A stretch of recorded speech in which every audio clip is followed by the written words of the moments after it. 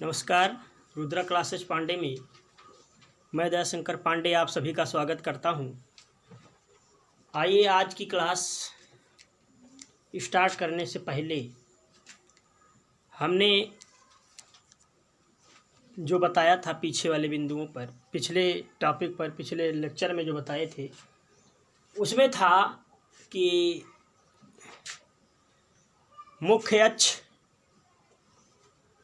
बताना है और मुख्य अक्ष से पहले वक्रता केंद्र, वक्रता त्रिज्या, दर्पण का ध्रुव, गोलीय दर्पण के प्रकार आदि चीज़ें पढ़ चुके थे। आज के इस टॉपिक में सबसे पहला आपका होगा, सबसे पहला मुख्य अक्ष।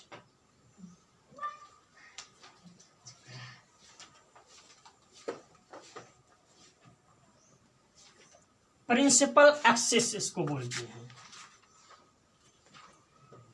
प्रिंसिपल एक्सिस, मुख्य अक्ष। देखिए मुख्य अक्ष क्या होता है। मुख्य अक्ष का मतलब होता है, जैसे कल आपने पढ़ा था गोलीय दर्पण,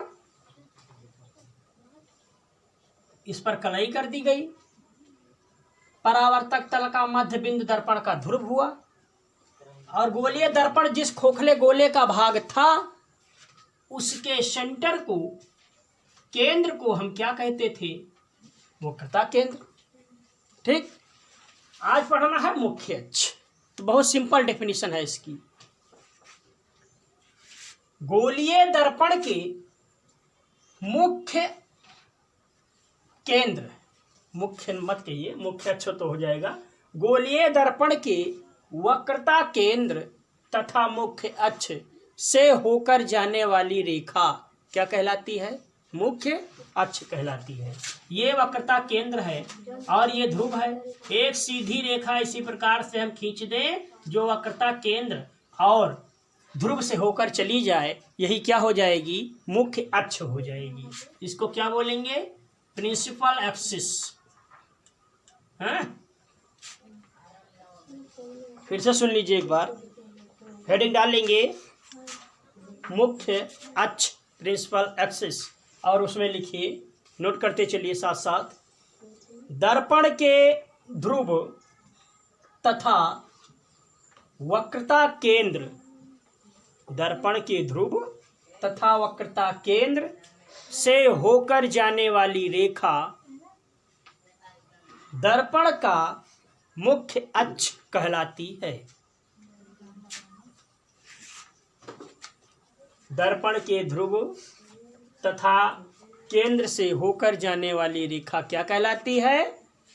मुख्य अक्ष कहलाती है।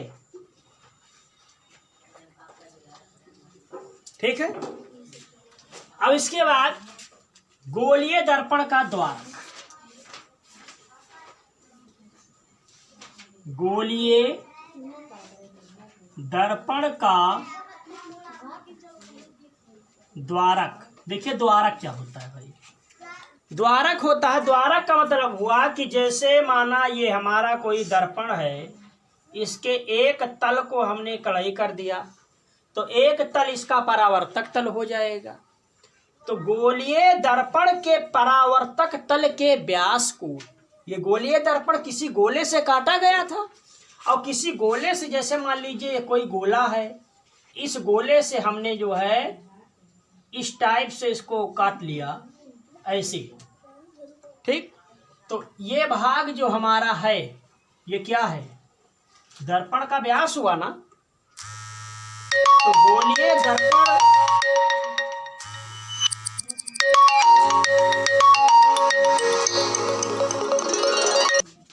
हाँ देखिए क्या बताया जा रहा था? गोलीय दर्पण का द्वारक। तो गोलीय दर्पण के परावर्तक तल, परावर्तक तल हमारा यही तो है, यही साइड परावर्तक है ना। तो गोलीय दर्पण के परावर्तक तल के क्या? व्यास को, ठीक, क्या कहते हैं? दर्पण का द्वारक कहते हैं। ठीक है, फिर से सुन लीजिए एक बार और नोट करते चलिए। गोलीय दर्पण के परावर्तक तल के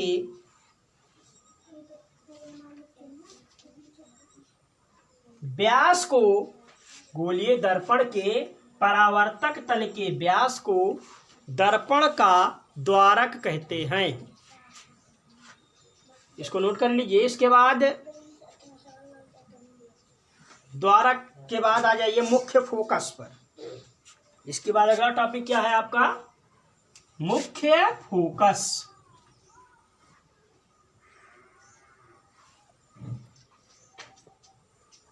मुख्य फोकस नेक्स्ट हेडिंग डालेंगे मुख्य focus, principal focus. Principal focus, मुख्य फोकस देखेंगे क्या है। देखिए मुख्य फोकस बहुत इंपॉर्टेंट डिफिनीशन मुख्य फोकस की होगी। मुख्य फोकस से ही हम फोकस तथा फोकस दूरी पढ़ेंगे। ये मुख्य फोकस जो है आपका, ये मोस्ट इंपॉर्टेंट डिफिनीशन बनने वाली है। देखिए मुख्य फोकस क्या होगा, ध्यान दीजिए इधर। इस समय डस्टर साहब जो है थोड़ा नवाब हो चुके हैं, डस्टर मिटा नहीं रहा है भाई। देखिए नवाब बन जाता है कभी कभी डस्टर भी, है ना। देखिए इसमें क्या हुआ कि एक दर्पण है हमारा, इसके एक भाग पर कलाई कर दी गई, पॉलिश लगा दिया हमने, और ये है हमारा ध्रुव। सेंटर से होकर के हमने एक मुख्य अक्ष खींचा, ठीक। तो मुख्य फोकस की डिफिनेशन होगी कि मुख्य अक्ष के समांतर आने वाली प्रकाश की किरणें, ये मुख्य अक्ष है, इसी के समांतर प्रकाश की किरण जाए और दर्पण पर पड़े, चाहे ऊपर से जाए मुख्य अक्ष के, चाहे नीचे से जाए, ठीक। यह आपतित किरण है हमारी। मुख्य अक्ष के समांतर आने वाली किरणें, पहले ध्यान से दीजिए, देखिए इसको भी। मुख्य अक्ष के समांतर आने वाली किरणें जब दर्पण पर पड़ेंगी तो इनका परावर्तन होगा, रिफ्लेक्शन होगा ना। और जब रिफ्लेक्शन होगा तो किरणें दर्पण पर पड़ने के पश्चात क्या होंगी? वापस होंगी। ये परावर्तित किरण हो गई। दूसरी एंगल जो मुख्य अक्ष के नीचे है, ये क्या है हमारी? Principal axis. प्रिंसिपल एक्सिस, ठीक। दूसरी किरण जब दर्पण पर पड़ी तो ये भी परावर्तित होगी, और परावर्तित होकर के मान लीजिए इसी बिंदु से ऐसे चली जा रही है। तो ये दोनों कहाँ मिल रही हैं? मुख्य अक्ष पर कहीं मिल रही है ना, मुख्य अक्ष पर ही मिलनी चाहिए। जैसे भाई कोई दर्पण है और मुख्य अक्ष हो गया, किरणें जा रही हैं, परावर्तित होंगी, तो कुछ किरणें तो अलग मिलेंगी किसी बिंदु पर, और कुछ किरणें तो मुख्य अक्ष पर ही मिल जाएंगी ना। तो जब किरणें जो मुख्य अक्ष पर मिलेंगी तो यही हमारा क्या होगा? मुख्य फोकस होगा, प्रिंसिपल फोकस। बात समझ में आ गई ना। इसकी डिफिनेशन सुनिए जरा ध्यान से। मुख्य अक्ष के समांतर आने वाली प्रकाश की किरणें परावर्तन के पश्चात मुख्य अक्ष के जिस बिंदु पर मिलती हैं उसी को क्या कहा जाता है? मुख्य फोकस कहा जाता है। यानी मुख्य अक्ष के ही जिस बिंदु पर मिलेंगी वही क्या होगा? मुख्य फोकस हो गया ना। इसके डेफिनेशन नोट करिए। मुख्य अक्ष के समांतर आने वाली प्रकाश की किरणें परावर्तित होकर मुख्य अक्ष के जिस बिंदु पर मिलती हैं, मुख्य अक्ष के जिस बिंदु पर मिलती हैं उसे दर्पण का मुख्य फोकस कहते हैं। उसे दर्पण का मुख्य फोकस कहते हैं। और साथ ही साथ इसका ये जो फिगर है, डायग्राम आपका, इसको भी बनाते चलिएगा। इस फिगर को भी बना लीजिएगा। मुख्य अक्ष के डिफिनेशन साइड में लिखेंगे और इस साइड में ये फिगर बना लेना है, ठीक है। क्लियर हुआ ना। एक बार फिर से सुनिए। मुख्य अक्ष के समांतर आने वाली प्रकाश की किरणें परावर्तन के पश्चात मुख्य अक्ष के जिस बिंदु पर मिलती हैं उसे दर्पण का मुख्य फोकस कहते हैं। इतना क्लियर हुआ। उसके बाद इस डायग्राम को बनाइए, फिर इसको रफ किया जाए। थोड़ा रफ करने में मेहनत लगेगी भाई।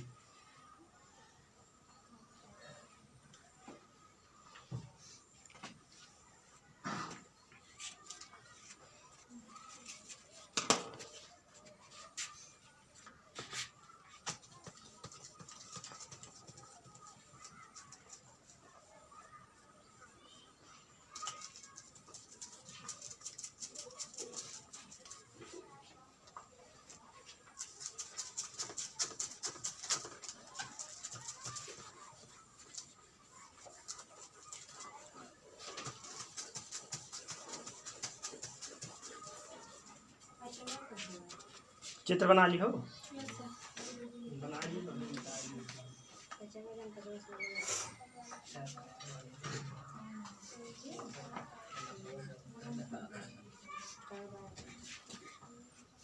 साफ का कर लो।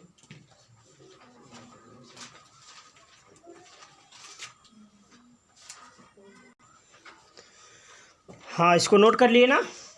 इसके बाद देखेंगे मुख्य फोकस हुआ। अब अगली हेडिंग डालिए फोकस दूरी। ये भी आपकी इंपॉर्टेंट है, ये हेडिंग भी आपकी इंपॉर्टेंट है। इसको सही से नोट करिएगा, ध्यान से देखना। फोकस दूरी, फोकस डिस्टेंस, फोकस दूरी। देखिए फोकस दूरी क्या होगा। जैसे अभी हमने बताया, वो फिगर मिटा दिए थे, फिर से बनाना पड़ेगा। ये गोलीय दर्पण हो गया हमारा, मुख्य अक्ष है, इसके समांतर आने वाली प्रकाश की किरणें परावर्तित होकर किसी बिंदु पर मिली मुख्य अक्ष पर, तो इसे हम क्या बोले थे? मुख्य फोकस। अब मुख्य अक्ष क्या होगा कि इसमें देखिए मुख्य अक्ष क्या होगा। ये मुख्य फोकस दूरी बताना है ना। मुख्य फोकस तथा दर्पण के ध्रुव के जो बीच की दूरी है, इसी को हम क्या कहते हैं? फोकस दूरी कहते हैं। क्या कहते हैं? फोकस दूरी कहते हैं। दर्पण के मुख्य फोकस तथा ध्रुव के बीच की दूरी क्या कहलाती है? फोकस दूरी कहलाती है। क्लियर हो गई ना? बहुत सिंपल डिफिनीशन है, तो इसको नोट कर लीजिए। दर्पण के मुख्य फोकस तथा ध्रुव के बीच की दूरी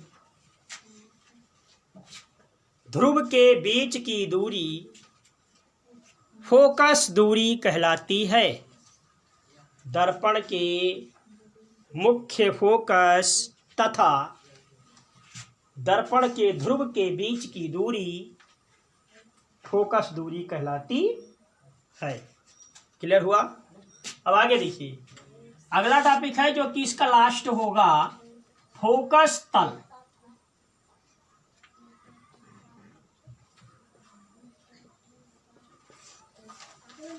फोकस प्लेन, फोकस तल। देखिए फोकस तल क्या है? ये हमारा दर्पण है। दर्पण पर यहां जो है हमारा क्या है? मुख्य फोकस है। ठीक, तो मुख्य फोकस पर, मुख्य अक्ष पर एक ऐसा लंब खींचा जाए इस प्रकार से, जो मुख्य फोकस से होकर जाए तथा मुख्य अक्ष पर क्या हो? लंब हो। उसी को हम क्या कहते हैं? फोकस तल कहते हैं। ठीक, इसकी डिफिनीशन क्या होगी सुनिए। वह तल जो मुख्य अक्ष से होकर गुजरे तथा मुख्य अक्ष पर लंबवत हो क्या कहलाता है? फोकस तल कहलाता है। हाँ देखिए एक बार फिर इसी डिफिनेशन फिर से सुनिए। वह तल, नोट करते चलेंगे साथ साथ, वह तल जो मुख्य अक्ष से होकर जाए, वह तल जो मुख्य फोकस से होकर जाए, फिर से ध्यान देंगे, मुख्य अक्ष नहीं लिखना है, वह तल जो मुख्य फोकस से होकर जाए तथा मुख्य अक्ष पर अभिलंबवत हो, फोकस तल कहलाता है। वह तल जो मुख्य अक्ष से होकर जाए तथा मुख्य फोकस ही, मुख्य अक्ष ही निकल रहा है, सॉरी इसके लिए ध्यान देंगे, मुख्य फोकस है ना, वह तल जो मुख्य फोकस से होकर जाए, फिर से सुनेंगे, यहाँ फोकस करना है, पहले फोकस, वह तल जो मुख्य फोकस से होकर जाए, फोकस से दिखाई दे रहा है ना, वह तल जो मुख्य फोकस से होकर जाए तथा मुख्य अक्ष पर अभिलंब हो या मुख्य अक्ष पर अभिलंबवत हो, उस तल को फोकस तल कहते हैं। इतनी बात क्लियर हो गई ना? इसके बाद नेक्स्ट हेडिंग डालोगी, गोलीय दर्पण की चिन्ह परिपाटी। ये आपकी मोस्ट इंपॉर्टेंट चीज है। आगे जो डेरिवेशन आपको करना है 1/f = 1/v + 1/u, फोकस दूरी, वस्तु की दूरी और प्रतिबिंब की दूरी में जो रिलेशन निकालना है, उसके लिए इसका जानना बहुत जरूरी है। तो चिन्ह परिपाटी हेडिंग डालेंगे, गोलीय दर्पण की चिन्ह परिपाटी।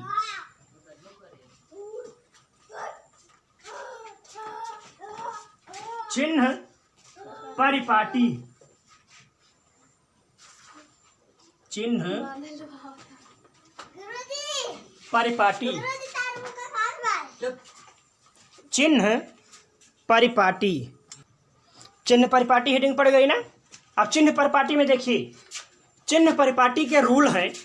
रूल क्या है कि जैसे हमारा ये दर्पण है, ठीक, 3-4 पॉइंट इसके हैं, केवल ध्यान से देख लीजिए, नोट करना चाहो तो नोट कर लेना। ये मुख्य अक्ष हो गया, ये दर्पण का ध्रुव है, ठीक। तो समस्त किरणें जो होती हैं हमारी, जो किरणें डाली जाएंगी दर्पण पर, वो दर्पण के बाईं ओर से डाली जाती हैं। किधर से डाली जाती हैं? दर्पण के बाईं ओर से डाली जाती हैं।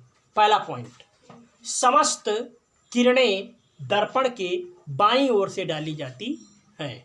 पहला पॉइंट ये होगा। दूसरा पॉइंट इसका क्या होगा? दूसरा पॉइंट ये होगा कि समस्त दूरियां दर्पण के ध्रुव से नापी जाती है। कहाँ से नापी जाती है? ध्रुव से नापी जाती है। यदि हम दूरी नापनी प्रारंभ करेंगे तो हमें सबसे पहले ध्रुव पर आना होगा। ध्रुव से दूरी नापेंगे, चाहे इस दिशा की ओर नापना हो, चाहे इस दिशा की ओर नापना हो, चाहे दर्पण के ऊपर नापना हो, चाहे दर्पण के नीचे नापना हो। कहाँ से स्टार्ट करेंगे? ध्रुव से स्टार्ट करेंगे। दोनों पॉइंट नोट करिए। पहला पॉइंट ये होगा, नोट करिए, नंबर 1, समस्त किरणें दर्पण के बाईं ओर से डाली जाती हैं। समस्त किरणें दर्पण के बाईं ओर से डाली जाती हैं। दूसरा पॉइंट नोट करिए, समस्त दूरियां दर्पण के ध्रुव से नापी जाती है। समस्त दूरियां दर्पण के ध्रुव से नापी जाती हैं। ये क्लियर हुआ ना आपका?